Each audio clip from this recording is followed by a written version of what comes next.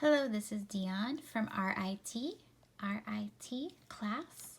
Today is Wednesday, May 6th, 2020. This is RIT class. Please write your name in your notebook and the date. This month we're working on the letter Y. Big Y, small y, small y. Y makes a lot of different sounds. In the beginning of a word, yes,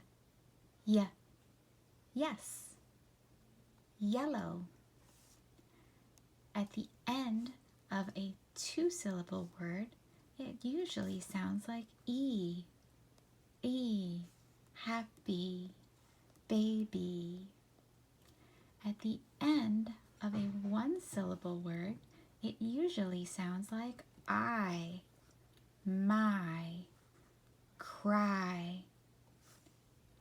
At the end of a word next to AY, sounds like A, may, day.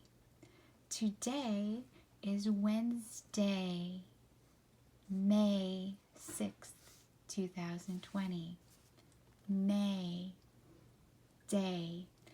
This is our new sound for today. This month is May.